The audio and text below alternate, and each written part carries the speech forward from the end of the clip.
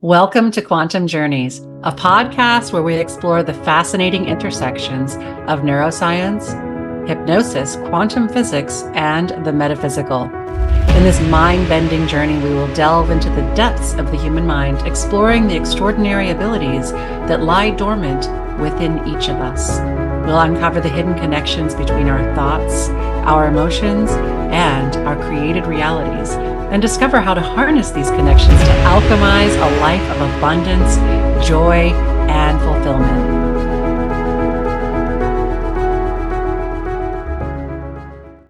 Welcome to Quantum Journeys Hypnosis Podcast, where we explore the intersectionality between hypnosis, multidimensional consciousness, and all sorts of other good stuff. Today, we're going to be exploring some things that have to do with neuroscience as well as ritual and shamanism. I'm Kryssa Marie Bowman, founder of Quantum Journeys Hypnosis Academy, and today we have Jess Marion, also known as the intelligent hypnotist, which I love. But you are doing some stuff with sacred medicine journeys, and that's what I would really like to focus on today. And so I'm going to ask a really open-ended question, and that is, Jess, how the heck did this come about? How did you go from hypnosis to this? Take it away, my dear. An awesome question. And I am so thrilled to be here getting to chat with you again, especially about something that I'm really passionate about. And I know for some people who've known me for a long time, this is kind of a 180 from the neuroscience. Like a lot of people know me from my book on memory reconsolidation and coaching to go kind of in this other direction. It's a little bit jarring, but the reality is for myself, I am a mix of these two worlds of left brain and right brain, Right. Of the physical and the magical. And for my own personal journey, I've been involved in meditative traditions and ritual traditions for most of my life for meditative traditions and the entirety of my life for ritual traditions in various forms. And when I gravitated towards the neuroscience, I had abandoned a lot of that practice or kind of did it more nominally than anything else out of a sense of kind of personal commitment to the path that I was on. Right.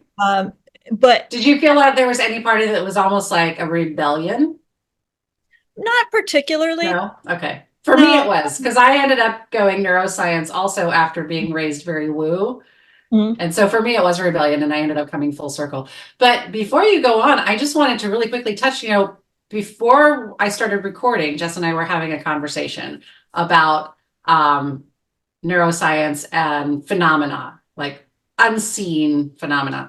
And something that I recently ran across is some research into people that are able to identify unseen phenomena and actually have greater neural activity in the basal ganglia. So we may, in the coming years, find that there is a lot more intersectionality between these things that would be considered spiritual and neuroscience, which I'm super excited about. And I know we're going to have a great time talking about that in the future as well.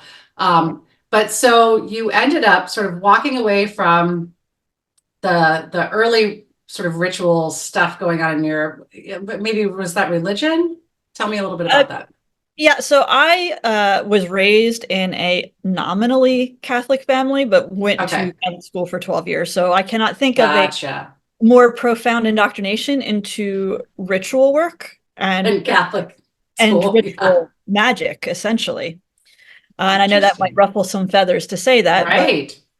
But kind of how I see it. Well, I mean, they've got the incense burners and you've got song, which is chanting, right? I mean, I could see that there would be a lot of crossover or things that are in both camps, You have words that change water or change wine and bread into the body and blood of Christ. Yes. That is magical. Tons of symbolism. Yes. Yeah. And I don't say that in order to offend anybody's religious sensibilities at all. Right. So I don't want to discount the sacredness of anyone's tradition. So I want to be clear about that. Right. This is I think it just has to do with the lens that you're perceiving it through, but both have those same elements. Yes. Yeah. And I was also heavily involved in meditative traditions coming out of Tantric Buddhism for a long time, which is heavily ritualistic. And then into a Hindu practice and into Vedic rituals that I've been practicing really for most of my life. Things like different pujas and artis and fire ceremonies. And then, and I still do those things. Those things are still very important to me, especially on like certain holidays and things like that. Because I don't believe in ever cutting out a part of one's past. I believe in Mhm. a very integrated approach, especially to Integrating, spirituality. I think right. to cut things out is a type of spiritual violence, and it's not. Mm. Um, Almost abandoning a part of yourself. yes, those Yeah, parts don't go away, and if you do right. that, those parts tend to creep up in really um, potentially problematic ways in our lives. So Hmm. I'm more in tune with integration of the traditions that I come from. Yeah. And I wasn't always that way. It took a lot of work. There were traumas and things from some of my ritual life in the past that I had to find peace with. But once I did, then it kind of opened doors. And all the meantime, I'm having like a whole bunch of really weird metaphysical stuff that started in my childhood going on. And some stuff was beautiful and some stuff was very dark Yeah. and very troubling. Same, by the way. And for a long time, I didn't know how to understand that. I didn't know how to make peace with, especially the darker things that happened. Did you have anybody else in your family that was experiencing any of this or had experienced anything like that that you could talk Yeah. to? Yeah, I lived for 8 years in a house that had a very dark entity in it, and it was extremely Mm. disruptive. So everybody in my family, yeah, we can Had swap. interactions with it. Yeah. Yeah. That's But interesting. I actually lived in a haunted, quote unquote, house in Fort Collins, Colorado that had at least three entities, and only one was really negative, but the other two were actually rather protective of us, which was interesting. At the time, even though our whole family had experienced it, and even a few friends, you know, I was myself trying to deny and explain it away, justify it, sort of yeah, repress it. But in the end, we ended up moving because I couldn't. It was too much to deny. Anyway, so you yeah, had these experiences, and at least you weren't like told you were crazy or anything because your whole family had had these interactions as well. yeah. And Yeah. it's very interesting about that because it was happening at an age like 6, 7, 8 years old, where you're trying to learn what is the difference between real and make believe. And the things that Mm. are supposed to be make believe are happening in my material reality. So it caused a lot of Yeah, it's not going to confusion be as easy for like mom to say, "Oh, there's no monsters under your bed, when Jess. There's nothing in your closet, Jess." And then you're like, I beg to differ." actually it's in the closet, yeah. Yeah. um, and for a long time, we had moved out of that house, and the activity did follow us for a period of time, and then it died down. And then when I moved away to college, I had a bunch of stuff happen. And for a long time as a Mm. family, we didn't talk about it. It was probably Hmm. about 20 years before we talked about it. And it was Wow. almost like this weird amnesia for what had happened, for something that I lived with for Interesting. a really long time. And when me and my brother started talking about it again, it was like all this stuff flooded back. And I was still left with this question of what is this? Because this doesn't Yeah. fit the mold of what religions tell us it is. Right. This doesn't make sense. This doesn't make sense with what science says it is. So I kind of tabled it Not for Western science anyway, or not Western Western science, medicine. yeah, Right. Yeah. empirical science, yeah. Hmm. Hmm. So I tabled it for a while, and like I'd still have random stuff. Like I had a spirit break my toe like 6 years ago. Um, you Oh know, my I'll go through gosh. periods where electronics will turn on and off.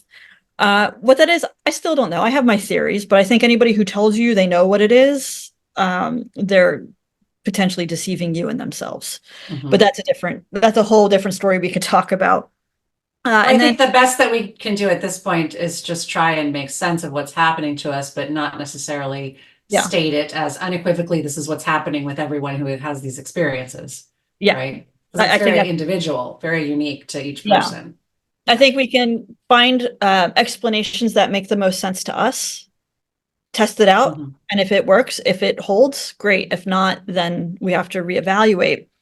But when I started Right. getting into the medicine path, sacred medicine for those of us who have these occurrences, if if we're not careful, it can potentially send that stuff into overdrive. Because anytime we have an interaction with something in the spiritual plane or multiple spiritual planes, it's a two-way street. So even in the case of like a violent haunting, which is how I would describe what I grew up with, it wasn't just a transgressive spirit and a victim family. There was something, and I don't know what it was because I was too young. There was something happening in the dynamic on our side that was allowing that to continue. It's always a two-way street. No one is ever solely a victim of this stuff. There is something that is going on internally, either within a family system some or sort of a permission that gives on some permission. level. Yeah. Okay. And it doesn't mean people invite this stuff. Like, this is not Right. a victim blaming. Not This consciously anyway. Yeah. the way to clear this stuff is to take personal responsibility. So I Right. had stuff kind of go into overdrive. And my second ever medicine journey, and this is not something I typically share outside of people who come on retreat with us who ask, but I think it's kind of pertinent to my biography and what has made me more into a balanced place between the metaphysical and neuroscience. I had been laying on the floor doing this inner work for like about an hour or so. I had not moved, and I had gotten this incredibly sharp pain in my left shoulder. Like, it was really awful. I've never felt anything like that intense in my life. And I had said to my guide, like, hey, my arm and shoulder are hurting and I can't move it. And I don't know what's going on. And he didn't say anything. My guide is the amazing Carlos Casados, who was also my partner in Sacred Medicine Journeys. He didn't say anything for a moment. Then he came over, and he's skilled in body work. He lifted up my arm and my entire shoulder popped back in. And he's like, hey, have you ever dislocated your shoulder? And I said, no. And he's like, well, you may have just Well, you just did. Yeah, but it's back in. I'm like, okay. Things moved on, didn't think much about it. The next day, he showed me a series of pictures that he had taken of me right before he'd come over. And there were entities in this picture. And I have had a professional photographer look at them. These aren't lens flares. There's no explanation for these. You can see apparitions in it right by my shoulder. Interesting. Then I started having a lot of poltergeist activity in my apartment. I had a glass that spontaneously shattered. I had like flowers in a vase that were moving around on their own, like in an apartment with no wind, like shaking. And I was having a lot of issues with sleep paralysis, and it was really awful. Like it was to a point where I thought I was going to lose my mind. Yeah, I can imagine. That sounds very disruptive. Yeah. So the solution to that was to start to do some ritual work to find out what is actually going on here. You know, it is this thing from my childhood coming back into my life, or is this something else? Well, long story short, it was something else. To the best of what I can tell, based on the rituals that I did that were efficacious and stopped it, this was a recently deceased ancestor who needed help. Okay. So interesting way to ask for help, though. Well, they probably figured, what's going to get my attention? Right. It needed to be something really abrupt, something that I could not personally push aside and explain away. It had to be in my face, otherwise I would have ignored it. Did you find out what the request was? Yeah, you don't have to share it if you don't want to. I was just curious if you found out. This person had some real darkness in the physical world in their lived history. And they needed to be witnessed. They needed help moving on into the next life. Okay. What's beyond this world. Yep. I've actually helped a few do that. So that's beautiful. I would like to also just really quickly, you had mentioned not to victim blame, but that, you know, on some level, we are giving permission for this to happen.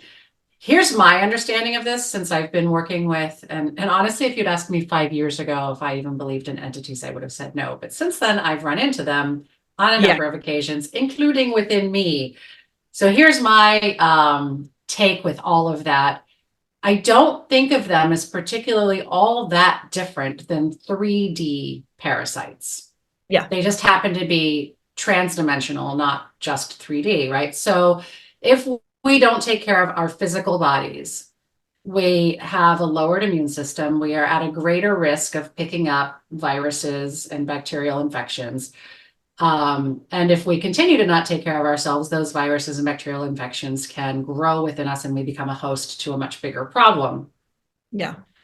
I feel that it's very much the same, but on an energetic, sort of emotional and energetic level when it comes to other parasitic behaving entities.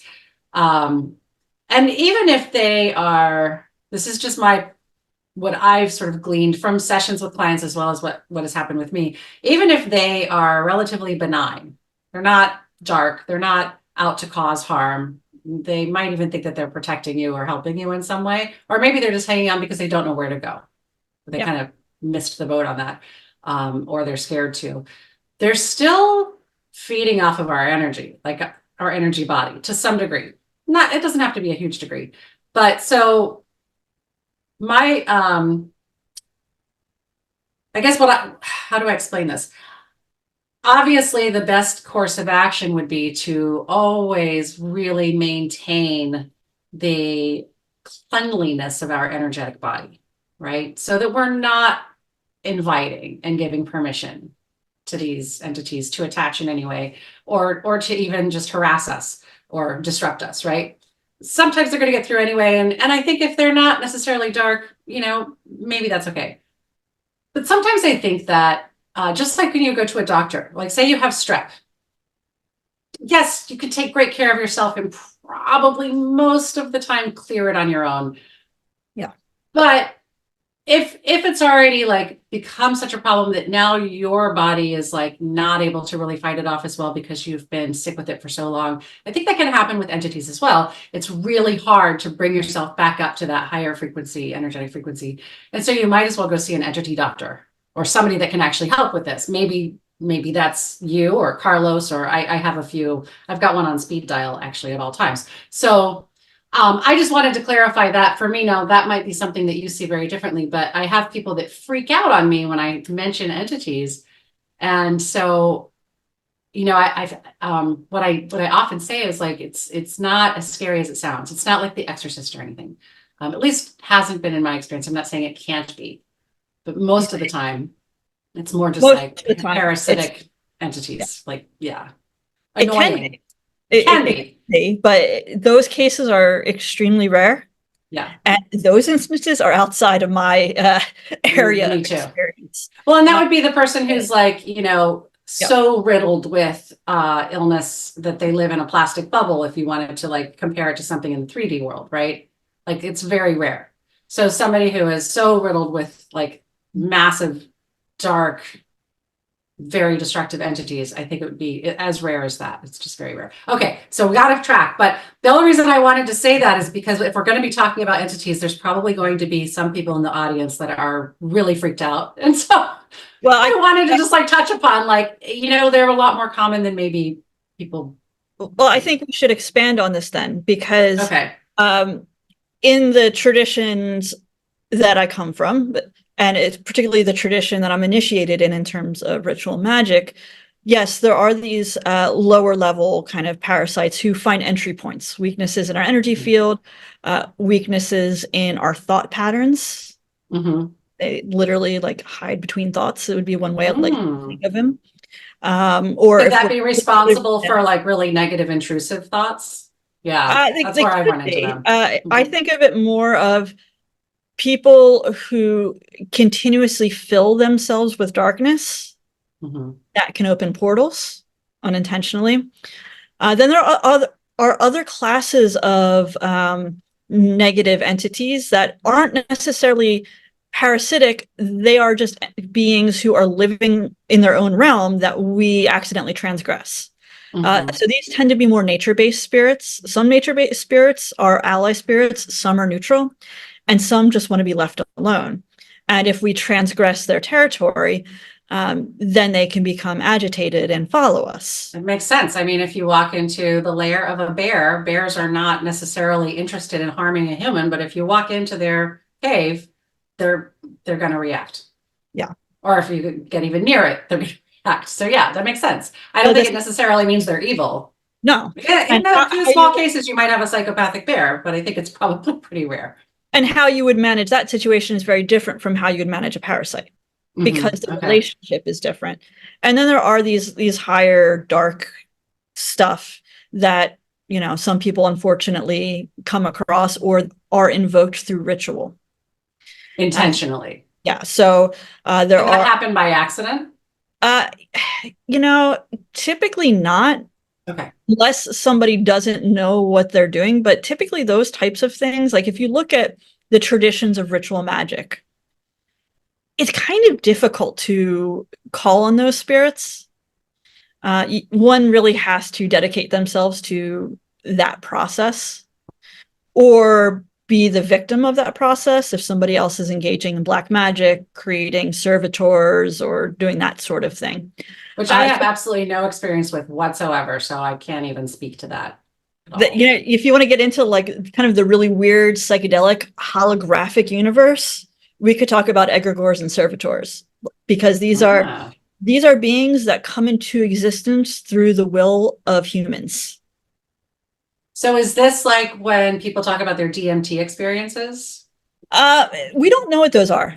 Okay, So okay. those are likely not in that category. So Okay. just to kind of define things, and I know we've kind of gone far afield, but this stuff, That's okay. We'll bring it back, I promise. It's a quantum journey. We're going to be all Yeah, over the place. Yeah, non-linear. So servitors come out of, at least where I learned from them or learned of them, it comes from chaos magic, which is a type of Western ritual magic that really developed in the 60s and 70s. And the idea is through the use of sigils, through the use of intention, we can create ally spirits that didn't exist before, that can do So things. this is something that we're creating from scratch from the ritual, sort of like golems, like the Jewish concept of a golem.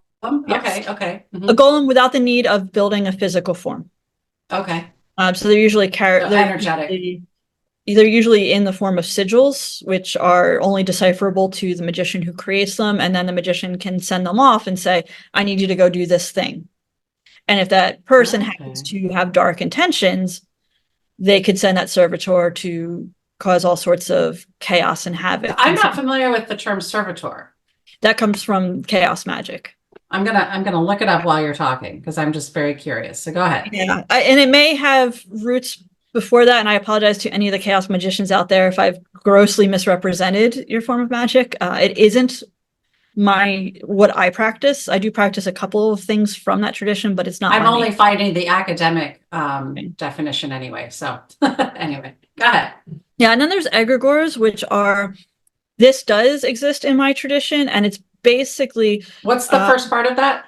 Egregore. Egra. EGRA. Yeah, I always EGRA, GORE.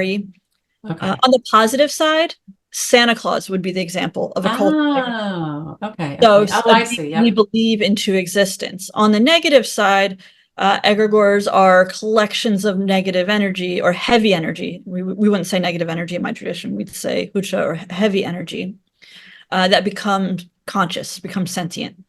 Okay. So we have these types of beings, and how we interact with any of these, it depends on the individual, and it's different. Like helping someone to make a truce with a nature spirit, so the nature spirit can be on its way, is very different than getting rid of a parasite. Okay.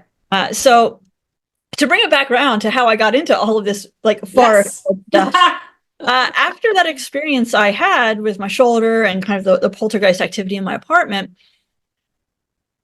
I thought, I really need to understand this a bit more.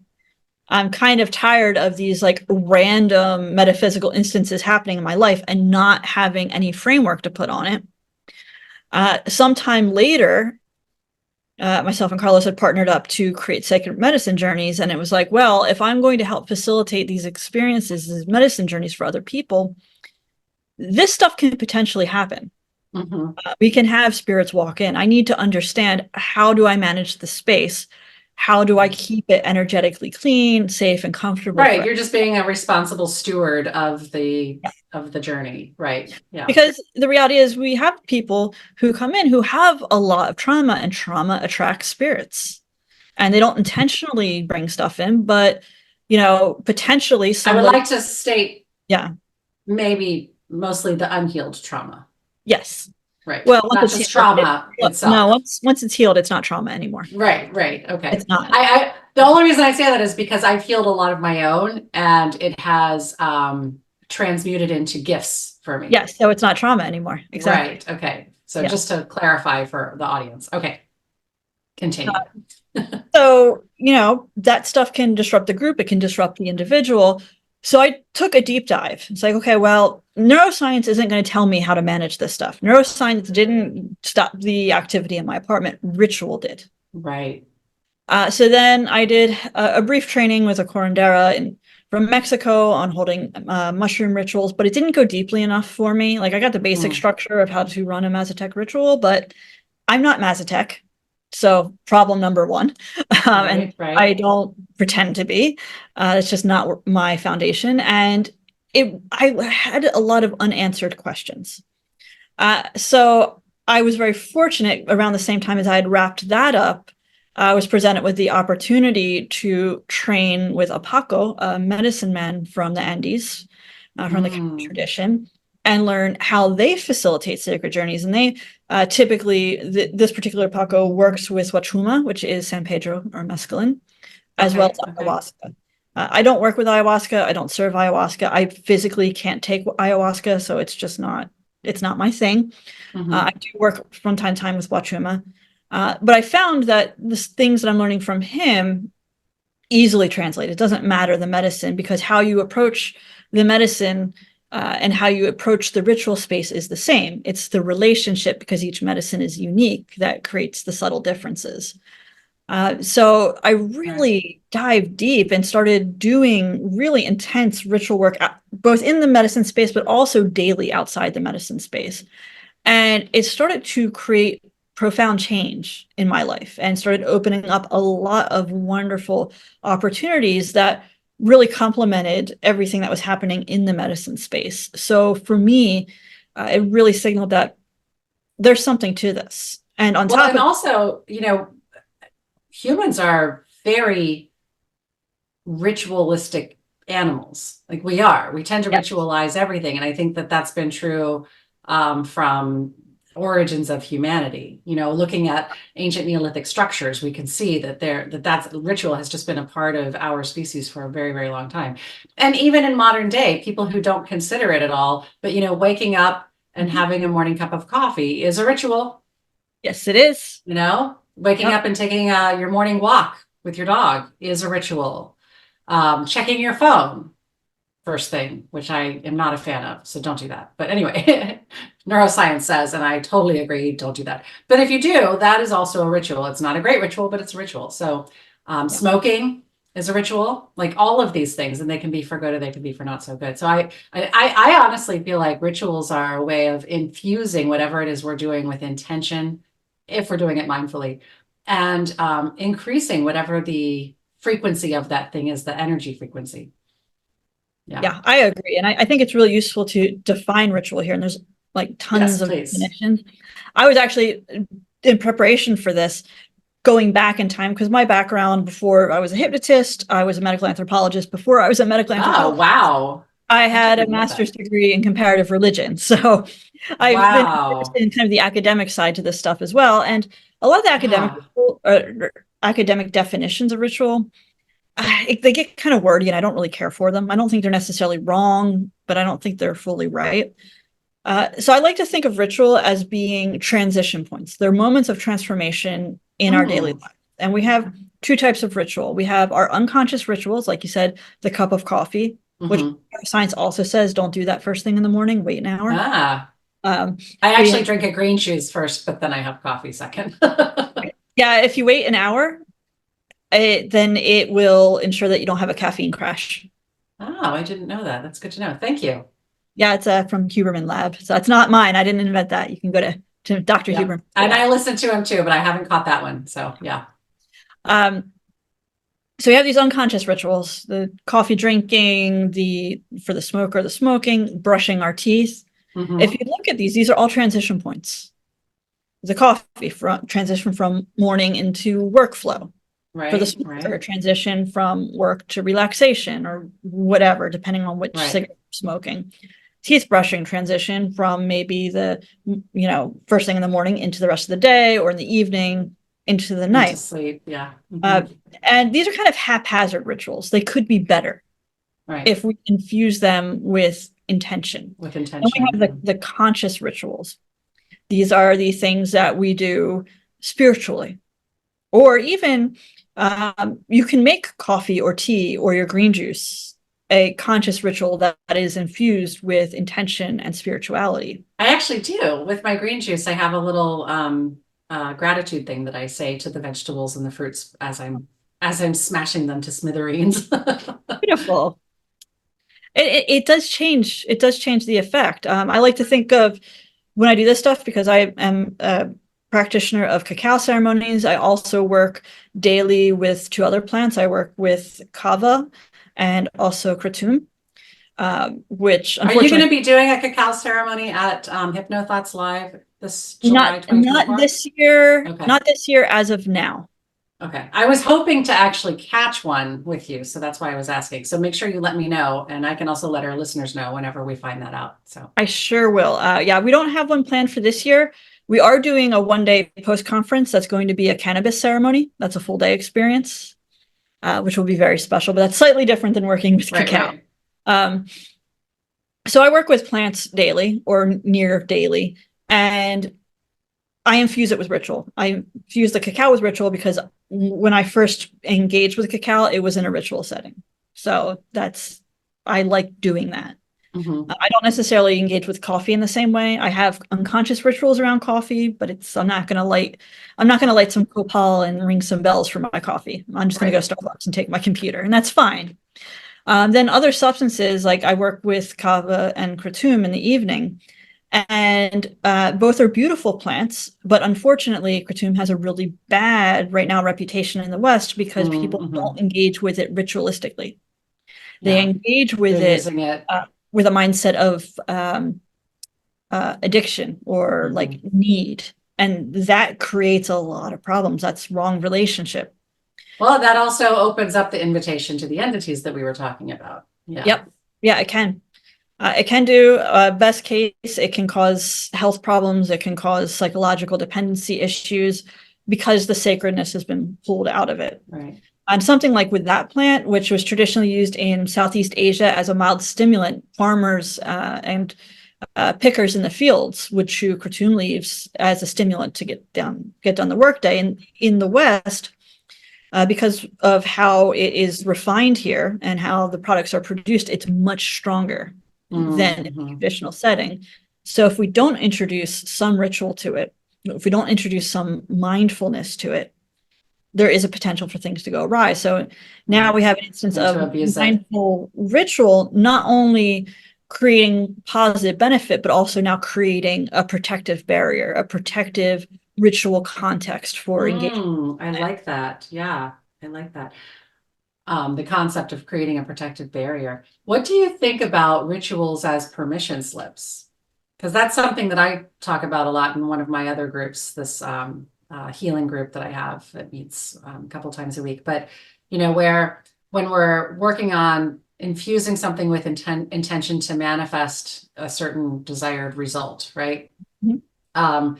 That the ritual part is not necessary for the result, but that it gives our consciousness a route to be like, okay, so here's where we're going, and this is the intention. But I think it also gives our emotions a permission slip to go ahead and bring that to existence.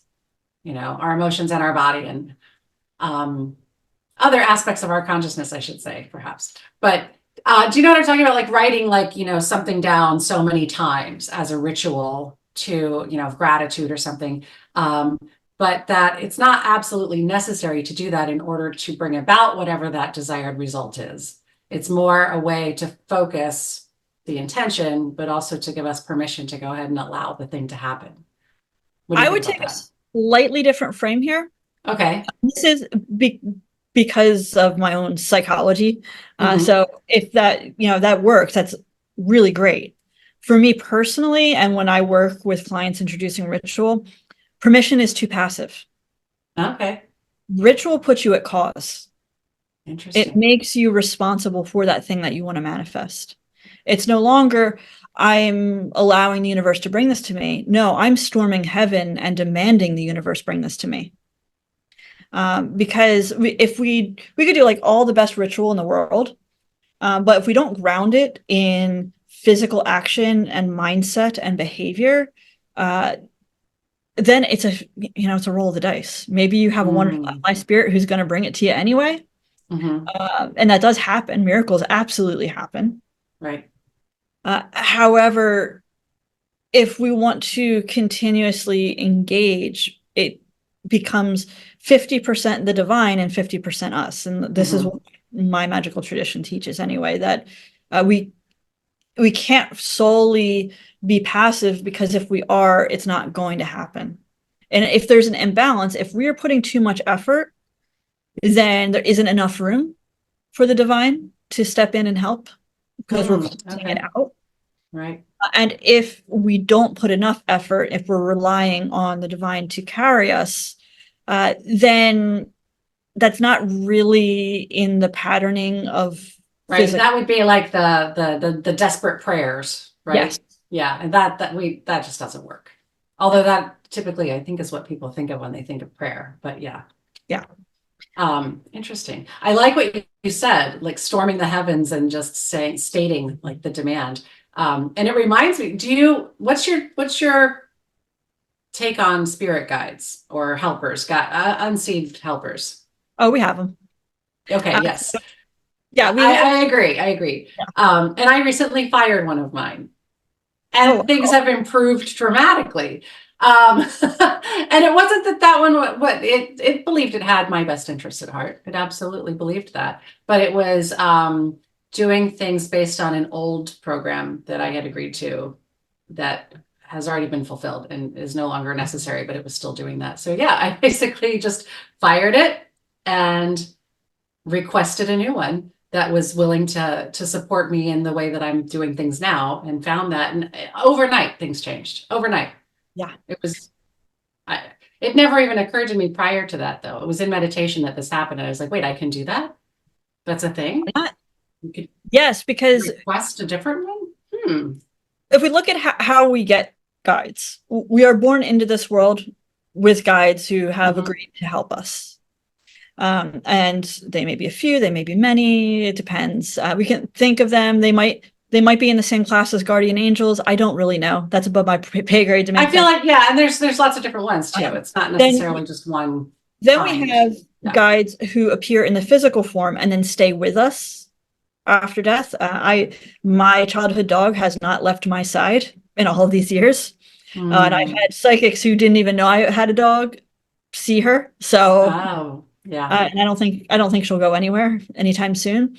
Then we have guides who will come in for a specific purpose at a specific time, Like and then like first just a season in order to bring about whatever the thing is. Yeah, yeah. Mhm. and then we acquire helping spirits through lineage.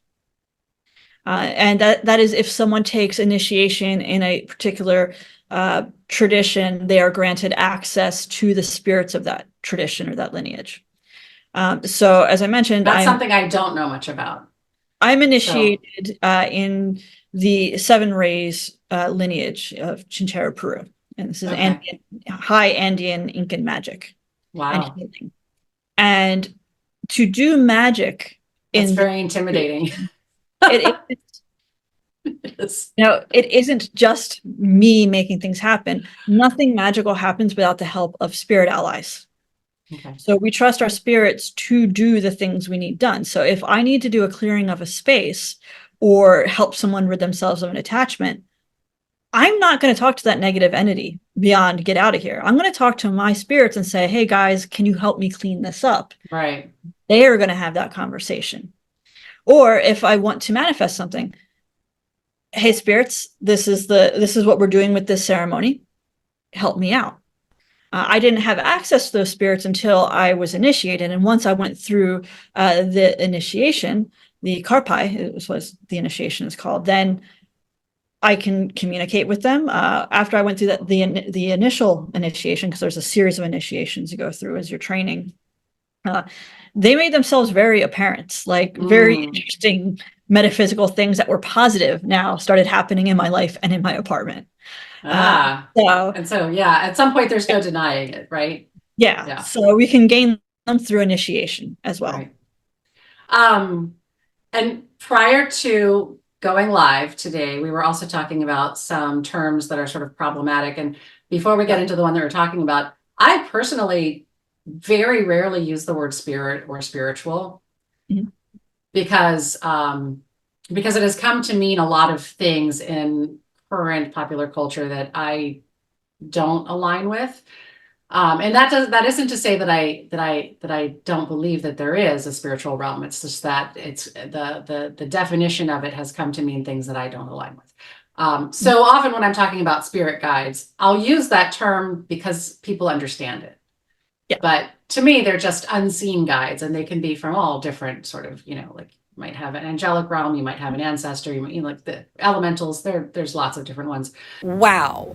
What a whirlwind conversation this has been, huh? In fact, it's been such a whirlwind conversation that I had to break it up into 2 conversations.